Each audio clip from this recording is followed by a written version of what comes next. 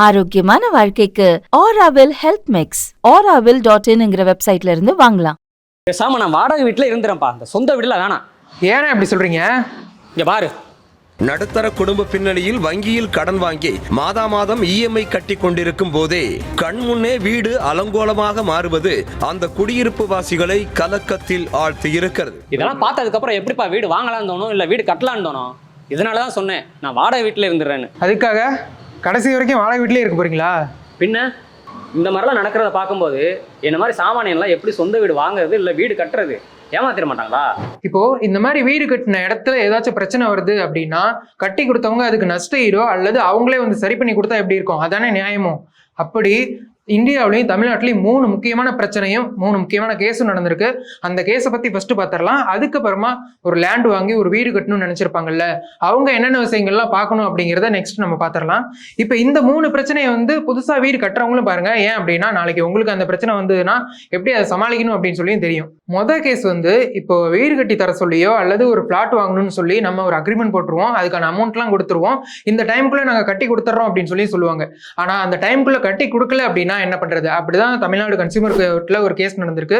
என்ன அப்படின்னா ஒருத்தர் வந்து பில்டர் கிட்ட ஒரு பிளாட் வாங்குறதுக்காக அமௌண்ட்லாம் கொடுத்து 24 மாசத்துக்குள்ள பிளாட்டும் கொடுத்துருவோம் அப்படின்னு சொல்லியும் அவங்க அக்ரிமெண்ட் போட்டாங்க. ஆனா அந்த அக்ரிமெண்ட் டைமை தாண்டி எக்ஸ்ட்ரா 18 மாசம் ஆயும் பிளாட் அவங்கள்ட்ட கொடுக்கல. ஸோ இப்போ அமௌண்ட் கொடுத்தவங்க வந்து பில்டர்கிட்ட போயிட்டு கேட்டிருக்காங்க. அதுக்கு ப்ராப்பரா எந்த ஒரு ரீசனும் கொடுக்காதனால கன்சியூமர் கோர்ட்ல போய் கேஸ் போட்டிருக்காங்க. கன்சியூமர் கோர்ட் என்ன சொல்லியிருக்காங்க அப்படின்னா நீங்க ப்ராப்பரா அக்ரிமெண்ட்லாம் போட்டீங்க, இந்த டைம்குள்ள கொடுத்துருவேன்னு சொல்லி, ஆனா அந்த டைம்குள்ள கொடுக்கல. அப்படி கொடுக்காது உங்களோட தப்பு தான். அதனால அவங்கள்ட்ட எவ்வளோ அமௌண்ட் வாங்கினீங்களோ அதுக்கு 9% இன்ட்ரெஸ்ட் போட்டு வட்டியோட சேர்த்து அவங்கள்ட்ட காசு கொடுக்கணும். அதே போலவே அவங்களுக்கு மன உளைச்சல் ஏற்படுத்தினதுக்காக காம்பன்சேஷன் அமௌண்ட் கொடுக்கணும் அப்படின்னு சொல்லியிருந்தாங்க. இதே மாதிரியே தான் கர்நாடகா ரேரா அப்படின்னு சொல்லி அமைப்பு இருக்குது. ரேரா அப்படிங்கிறது இந்தியாவில் இருக்கக்கூடிய ரியல் எஸ்டேட் ரெகுலேஷனுக்கான ஒரு ஆக்ட். அந்த ஆக்டை பேஸ் பண்ணி ஒவ்வொரு ஸ்டேட்லையுமே ஒவ்வொரு அமைப்பு வச்சிருப்பாங்க. அதில் கர்நாடகாவில் ஒரு கேஸ் நடந்திருக்கு. இப்போ நான் சொன்னேன் இல்லையா, அந்த பிரச்சனை தான் அங்கேயும் நடந்திருக்கு. என்ன அப்படின்னா ஒரு வீடு கட்டி தர சொல்லி பில்டர்கிட்ட அமௌண்ட்லாம் கொடுத்து அக்ரிமெண்ட்லாம் போட்டாங்க. ஆனால் கொடுத்த டைமை தாண்டி 3 வருஷம் ஆகியும் வீடு கட்டி கொடுக்கல. என்னன்னு கேட்டதுக்கு ரெஸ்பான்ஸ் இல்லை. அவங்க வந்து ரேரா அமைப்பில் போய் கம்ப்ளைண்ட் பண்ணியிருக்காங்க. அந்த அமைப்பில் கம்ப்ளைண்ட் பண்ணதுக்கு அவங்க என்ன சொல்லியிருக்காங்க அப்படின்னா விசாரிச்சு பார்த்துட்டு 51 லட்சம் ஃப்ளாட்டுக்காக கொடுத்துருக்காங்க. நீங்கள் அதோட சேர்த்து வட்டி முதலமா 71 லட்சம் அவங்களுக்கு செட்டில் பண்ணும் அப்படின்னு சொல்லியிருக்காங்க வித்தின் 2 மந்த்துக்குள்ள. ஸோ இந்த கேஸ் வந்து கர்நாடகா ரேரா அமைப்பு வந்து தீர்ப்பு கொடுத்துருக்காங்க. தமிழ்நாட்டிலையுமே இதே மாதிரியே ரேரா அமைப்பு அப்படிங்கிறது இருக்கு. இதுலையுமே நம்ம கேஸ் போட்டு நஷ்டஈடு வாங்க முடியும். மேல கன்சியூமர் கோர்ட்ல நஷ்டஈடு வாங்கின மாதிரி. ஸோ இதான் முதல் பிரச்சனை.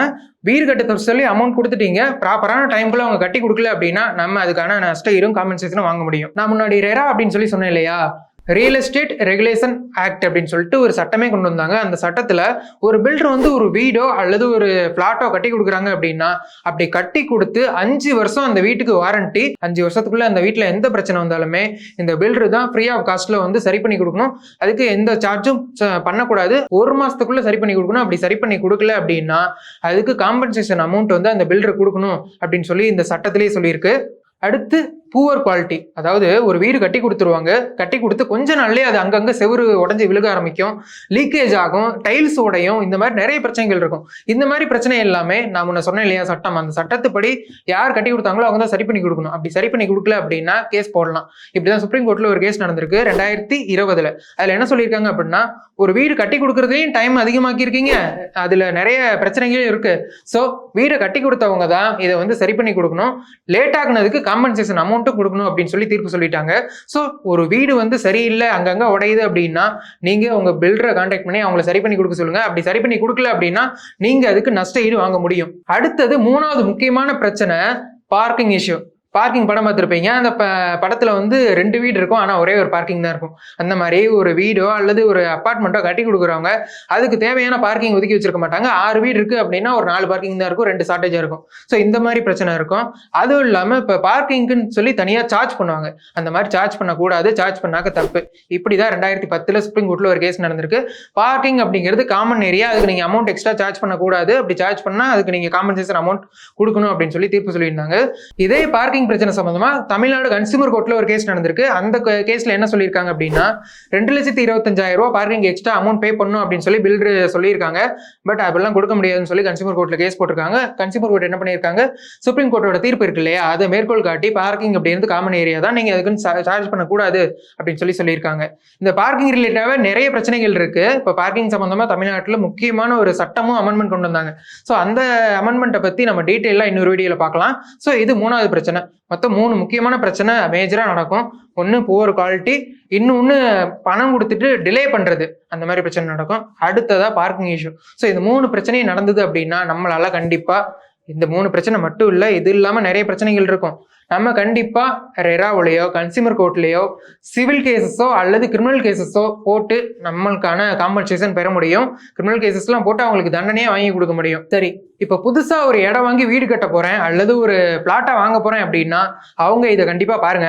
வீடு கட்டி வீடே என் பேர்ல, நான் சும்மா வீடு சும்மா யாரோட வீட்டில் வரலாம், அந்த மாதிரி இருக்கு சொல்யூஷன். இவங்க அதே மீறி ஜனங்கிட்ட அனாதனில் லேண்ட் இது பட்டா லேண்டுன்னு சொல்லி காசு வாங்கிட்டாங்க. இந்த மாதிரி பிரச்சனை எல்லாம் உங்களுக்கும் வரக்கூடாது அப்படின்னா நீங்க கண்டிப்பா ஒரு சில விஷயங்களை செக் பண்ணணும். அதுல முதல் விஷயம் டைட்டில் டீட். டைட்டில் டீட் அப்படின்னா இப்போ அவங்க பேரில் தான் அந்த இடம் அப்படிங்கிறது இருக்குதா அப்படிங்கிறத பார்த்துக்கணும். ஓகேவா, அது நம்ம தனியாக இடம் வாங்கி வீடு கட்டினாலும் சரி அல்லது ஒரு பிளாட்டாக வாங்கினாலும் சரி, டைட்டில் டீட் செக் பண்ணுறது எப்படி அப்படின்னு பார்த்தோம்னா, இப்போ நம்ம பேரண்ட் டாக்குமெண்ட் அப்படின்னு சொல்லுவோம், தாய்ப்பத்திரம். இந்த தாய்ப்பத்திரத்தை குறைஞ்சது 30 வருஷத்துக்குனாச்சும் தாய்ப்பத்திரம் எடுத்து பார்க்கணும். அதில் வழியே அந்த டைட்டில் அப்படிங்கிறது இப்படி கரெக்டாக தான் மாறி இருக்கா அப்படிங்கிறத செக் பண்ணிக்கணும். அதே மாதிரியே இப்போ கிரையப்பத்திரம் அப்படின்னு சொல்லி நம்ம போடுவோம். அந்த கிரையப்பத்திரம் போடும்போது அதில் இருக்க டீட்டெயில்ஸ், நேம் கரெக்டாக இருக்குதா, சர்வே நம்பர் கரெக்டாக இருக்குதா, சர்வே நம்பர் கரெக்டாக இருந்தாலும் அந்த சர்வே நம்பருக்கான லொக்கேஷன் கரெக்டாக இருக்கா, அந்த சர்வே நம்பருக்கு இருக்க இடத்துல தான் அந்த வீடு அப்படிங்கிறதோ இடம் அப்படிங்கிறதோ இருக்குதா அப்படிங்கிறத கரெக்டாக செக் பண்ணிக்கணும். இதில் வந்து நிறைய பிரச்சனைகள் வரதுக்கான வாய்ப்பு இருக்கு. ஸோ இதை வந்து நீங்கள் கரெக்டாக செக் பண்ணணும். First title.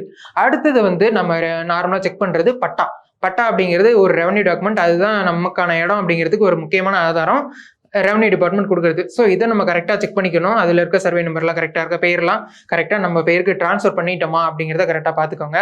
அடுத்தது எஃப்எம்பி படம். எஃப்எம்பி படம் அப்படிங்கிறது இப்போ ஒரு லேண்ட் இருக்குது அப்படின்னா சர்வே பண்ணியிருப்போம்ல, சர்வே பண்ணி அதை வந்து ஒரு மேப் மாதிரி போட்டு வச்சிருப்பாங்க, அதான் எஃப்எம்பி படம். அதை கரெக்டாக செக் பண்ணிக்கணும். அடுத்து முக்கியமாக நம்ம பார்க்கக்கூடியது ஈசி. இதை பற்றி நான் நிறைய வீடியோவில் சொல்லியிருக்கேன். ஈசி அப்படிங்கிறது குறைஞ்சது ஒரு 30 வருஷத்துக்குனாச்சும் பார்க்கணும்.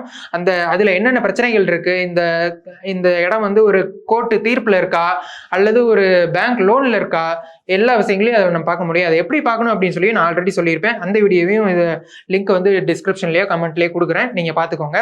ஓகே, இந்த பட்டா, ஈசி, சிட்டா, இந்த மாதிரி விஷயங்கள் எல்லாமே நம்ம எதுல பாக்குறது, எஃப்எம்பி படம் இதெல்லாம் எதுல பாக்குறது அப்படின்னா வெப்சைட் இருக்கு, இ சர்வீசஸ் அப்படின்னு சொல்லிட்டு வெப்சைட் இருக்கு, தமிழ்நிலம் அப்படின்னு சொல்லி வெப்சைட் இருக்கு. இந்த வெப்சைட்ல நம்மளால பாத்துக்க முடியும். அடுத்தது பவர் ஆஃப் அட்டர்னி. இந்த பவர் பத்திரம் அப்படின்னு சொல்லி சொல்லுவோம் இல்லையா, அதாவது ஒரு லேண்ட் இருக்கும், அதுக்கு ஓனர் ஒருத்தவங்க இருப்பாங்க, அவங்களால அதுல எல்லா விஷயங்களையும் எடுத்து போட்டு பார்க்க முடியாது. அவங்களுக்கு வயசு அதிகமா இருக்கலாம், வெளிநாட்டுல இருக்கலாம். அவங்க என்ன பண்ணுவாங்க அப்படின்னா இந்த பவரை வந்து இன்னொருத்தருக்கு டிரான்ஸ்ஃபர் பண்ணுவாங்க. அவங்க இந்த மாதிரி லீகல் விஷயங்கள்லாம் ஹேண்டில் பண்ணுவாங்க. ஸோ இந்த மாதிரி ஒருத்தவங்க உங்களுக்காக லீகல் விஷயங்கள்லாம் ஹேண்டில் பண்றாங்க அப்படின்னா அவங்க பேர்ல கரெக்டா பவர்லாம் இருக்கா அப்படிங்கிறத பாத்துக்கோங்க. இதான் பவர் ஆஃப் அட்டர்னி செக் பண்றது அப்படிங்கிறது. மோஸ்ட்லி இந்த அபார்ட்மெண்ட், பிளாட் இதெல்லாம் வாங்குறாங்க அப்படின்னா இந்த மாதிரி விஷயங்கள்லாம் அவங்க கரெக்டா செக் பண்ணி பார்க்கணும். அடுத்து முக்கியமா செக் பண்றது வந்து இப்போ ஒரு அபார்ட்மெண்ட்டோ வீடோ அல்லது இல்லை ஒரு பிளாட்டோ உங்களுக்காக கட்டி கொடுத்துட்டாங்க, உங்களுக்குன்னு ஒதுக்கிட்டாங்க, அதுக்குன்னு சொல்லி வாட்டர் கனெக்ஷன் இருக்கும், இபி கனெக்ஷன் இருக்கும், டேக்ஸ், ப்ராப்பர்ட்டி டேக்ஸ் இருக்கும். ஸோ இந்த விஷயங்கள் எல்லாமே உங்களோட பேருக்கு கரெக்டாக மாற்றி கொடுத்துட்டாங்களா அப்படிங்கிறத செக் பண்ணிக்கணும். ஸோ அதுதான் ரொம்ப ரொம்ப முக்கியமான ஒரு விஷயமா இருக்கும் இந்த புதுசாக வீடோ அப்பார்ட்மெண்ட்டோ வாங்குறவங்களுக்கு. இப்போ நான் சொன்ன விஷயங்கள் எல்லாமே புதுசாக ஒரு இடம் வாங்குறவங்க அல்லது புதுசாக ஒரு வீடு வாங்குறவங்க, வீடு கட்டுறவங்க, கட்டின ஃப்ளாட் வாங்குறவங்க எல்லாருமே இந்த விஷயங்கள்லாம் செக் பண்ணணும். இது மேஜராக செக் பண்ணக்கூடிய லீகல் விஷயங்கள். அடுத்தது நான் சொல்லக்கூடியது வந்து ஒரு அப்பார்ட்மெண்ட்டோ ஒரு வீடோ வாங்குறோம் அப்படின்னா அப்படி நமக்கு கட்டித்தராங்கல்ல, அவங்க வந்து ஒரு சிலர்கிட்ட அப்ரூவல் வாங்கணும். அப்படி அப்ரூவல் வாங்கியிருக்கணும். அப்படி இல்லைன்னா நாளை பின்ன நமக்கு பெரிய பிரச்சனை வரதுக்கான வாய்ப்பு இருக்கு.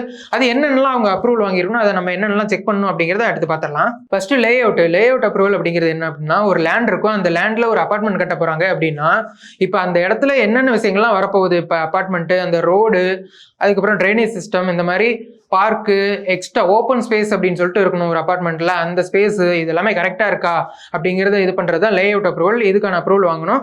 அடுத்து பிளானிங் பெர்மிட். இப்போ வந்து ஒரு பில்டிங் கட்ட போறாங்க, அந்த பில்டிங் எவ்வளோ ஹைட் இருக்க போகுது, எவ்வளோ ஸ்பேஸ் இருக்க போகுது, அதுக்கான டீட்டெயிலான வரைபடம் இதெல்லாமே காமிச்சு அவங்க ஒப்புதல் வாங்கணும். அதான் பிளானிங் பெர்மிட். இந்த ரெண்டு விஷயங்களுமே லே அவுட், பிளானிங் பெர்மிட், இதெல்லாம் எங்க அப்ரூவல் வாங்கணும் அப்படின்னா சிஎம்டிஏ அல்லது டிடிசிபி இவங்கள்ட்ட தான் அப்ரூவல் வாங்குற மாதிரி இருக்கும். ஸோ அதை கரெக்டாக அப்ரூவலாக வாங்கிட்டாங்களா அப்படிங்கிறத செக் பண்ணிக்கோங்க. அடுத்து வந்து லைசன்ஸ். இப்போ ஒரு இடத்துல பில்டிங் கட்ட போறாங்க அப்படின்னா அங்கே லோக்கல் முனிசிபாலிட்டி இருப்பாங்க இல்லையா, அவங்கள்ட்ட போய் லைசன்ஸ் வாங்கணும். இத்தனை வருஷத்துக்குள்ள நான் கட்டி முடிச்சிருவேன் அப்படின்னு சொல்லி. ஸோ அவங்க வந்து அதுக்கான விஷயங்கள்லாம் கரெக்டாக இருக்கா அப்படிங்கிறத செக் பண்ணிட்டு லைசன்ஸ் கொடுப்பாங்க. அந்த லைசன்ஸ் முடிஞ்சிருச்சு அப்படின்னா மறுபடியும் அவங்க போய் ரினியூவல் பண்ணணும், கட்டி முடிக்கல அந்த டைமுக்குள்ள அப்படின்னா. ஸோ அது எல்லாமே கரெக்டாக அவங்க வாங்கி வச்சிருக்காங்களா அப்படிங்கிறத செக் பண்ணணும். அடுத்ததா ரெரா அப்ரூவல். இந்த ரெரா அப்படிங்கிறது ரொம்ப ரொம்ப முக்கியமானது. இந்த ரியல் எஸ்டேட் சம்மந்தமாக எல்லா விஷயங்களுக்கும் இவங்க தான் கண்காணிக்கக்கூடியவங்க. இவங்கள்ட்ட அப்ரூவல் வாங்கியிருக்காங்களா அப்படிங்கிறத செக் பண்ணணும். ஏன்னா இவங்கள்ட்ட ஒரு பில்டர் அப்ரூவல் வாங்கினாதான் அந்த பிளாட்டை விற்கவோ அல்லது அதுக்குன்னு விளம்பரம்லாம் பண்ணுவாங்கல்ல, இந்த மாதிரி விஷயங்கள்லாம் பண்ண முடியும். நாலு பேர் அந்த பில்டிங்கில் நமக்கே ஏதாச்சும் பிரச்சனை வந்தாலுமே இந்த ரெராவில் தான் நம்ம போய் கம்ப்ளைண்ட் பண்ணணும். ஸோ ரெராவெல்லாம் கரெக்டாக அவங்க பெர்மிஷன் வாங்கியிருக்காங்களா அப்படிங்கிறத நம்ம செக் பண்ணணும். அடுத்த விஷயம் வந்து கான்ட்ராக்ட் சைன் பண்ணுறது. இப்போ அக்ரிமெண்ட் சைன் பண்ணியிருப்போம், வாங்குறவங்க விற்கிறவங்க 2 பேருமே சைன் பண்ணியிருப்பாங்க. அதில் நம்ம என்னென்ன விஷயங்கள்லாம் செக் பண்ணணும் அப்படின்னா, இந்த டைமுக்குள்ளே நான் கட்டி கொடுத்துருவேன் அப்படின்னு சொல்லி அதில் மென்ஷன் பண்ணியிருப்பாங்க. அந்த டைம் கரெக்டாக இருக்கா அப்படிங்கிறத பார்த்துக்கணும். அடுத்ததாக பேமெண்ட் சிஸ்டம். இந்த பேமெண்ட்லாம் இதுக்கு இவ்வளோ அப்படின்னு சொல்லியிருப்பாங்க. ஸோ இது எல்லாமே கரெக்டாக இருக்கா, ப்ரௌச்சரில் என்னென்ன விஷயங்கள்லாம் இருக்குது அப்படிங்கிறதுல அமெனிட்டிஸ், இந்த மாதிரி டேர்ம்ஸ் அண்ட் கண்டிஷன்ஸ், இந்த மாதிரி விஷயங்கள் எல்லாமே அதில் இருக்கா அப்படிங்கிறத செக் பண்ணிக்கோங்க. செக் பண்ணிட்டு சைன் பண்ணுங்க. இல்லாட்டி நாலு பின்ன பிரச்சனை வந்ததுன்னா இந்த டேர்ம்ஸ் அண்ட் கண்டிஷன்லாம் படிச்சு பார்த்துட்டு நீங்கள் தான் சைன் பண்ணியிருக்கீங்க அப்படின்னு சொல்லி அவங்க காட்டுறதுக்கான வாய்ப்பு இருக்கும். அடுத்து ஃபைனலாக ஒரு முக்கியமான விஷயம் நம்ம பார்த்துக்கணும். என்ன அப்படின்னா கம்ப்ளீஷன் சர்டிஃபிகேட், அதாவது அக்குபன்சி சர்டிஃபிகேட் அப்படின்னு சொல்லுவாங்க, ஓசி. இந்த சர்டிஃபிகேட் ஒரு வீடு கட்டி முடிக்கிறாங்க, ஒரு பில்டர்கிட்ட ஒரு வீடு கட்டி முடிக்கிறாங்க அல்லது ஒரு அப்பார்ட்மெண்ட் கட்டி முடிச்சு நம்ம கையில் ஒப்படைக்கிறாங்க அப்படின்னா இந்த சர்டிஃபிகேட் அவங்க நம்மள்ட்ட கொடுக்கணும். ஏன் அப்படின்னா இந்த சர்டிஃபிகேட் கவர்மெண்ட் இஷ்யூ பண்ணுவாங்க. வீட்டில் எல்லா வேலையும் முடிஞ்சதுக்கு அப்புறமா அதை இன்ஸ்பெக்ஷன் பண்ணி எல்லா வேலையும் முடிஞ்சிருச்சு அப்படின்னு சொல்லிட்டு இந்த சர்டிஃபிகேட் கொடுப்பாங்க. ஸோ இந்த சர்டிஃபிகேட் நம்ம வாங்கி வைக்கிறது ரொம்ப ரொம்ப முக்கியம். நாளை வீட்டில் ஏதாச்சும் பிரச்சனை வந்தது அப்படின்னா கோர்ட்டில் கேஸ் போடுறதுக்கு இந்த சர்டிஃபிகேட் ரொம்ப ரொம்ப யூஸ்ஃபுல்லாக இருக்கும். இது ரிலேட்டடாகவும் இந்த சர்டிஃபிகேட்டை கொடுக்கல அப்படின்னு சொல்லி கோர்ட்டில் கேஸ் போட்டிருக்காங்க. இந்த சர்டிஃபிகேட்டை கொடுக்குற வரைக்கும் நீங்கள் காம்பன்சேஷன் கொடுக்கணும் அப்படின்னு சொல்லி தீர்ப்பு சொல்லியிருக்காங்க. ஸோ அக்குபன்சி சர்டிஃபிகேட் மறக்காமல் வாங்கி வச்சிருங்க, அது ரொம்ப ரொம்ப முக்கியம். ஸோ ஒரு இடம் வாங்கி அதில் வீடு கட்டணும்னு நினைக்கிறவங்க அல்லது ஒரு பிளாட்டாக வாங்கணும்னு நினைக்கிறவங்க நான் சொன்ன விஷயங்கள்லாம் கரெக்டாக இருக்கா அப்படிங்கிறத செக் பண்ணிக்கோங்க. ஆல்ரெடி நான் வீடு வாங்கிட்டேன், அதில் ஏதாவது பிரச்சனை இருக்குது அப்படின்னாலுமே நான் சொன்ன மாதிரி கன்சியூமர் கோர்ட்லேயோ அல்லது ரெராவிலையோ சிவில் கேஸோ அல்லது கிரிமினல் கேஸோ போட்டு உங்களுக்கான ரெமெடி நீங்கள் வாங்கணும். அது நம்மளோட உரிமை தான். இதே மாதிரியே வீடு சம்மந்தமாவோ அல்லது அபார்ட்மெண்ட் சம்மந்தமாவோ ஃப்ளாட் சம்மந்தமாவோ ஏதாவது பிரச்சனை இருந்ததுன்னா நீங்கள் கமெண்ட்ல சொல்லுங்கள். அதை பற்றி நெக்ஸ்ட் வீடியோவில் நம்ம பார்ப்போம். தேங்க்யூ. யமனே தவறு செய்தாலும் தட்டி கேட்பேன்.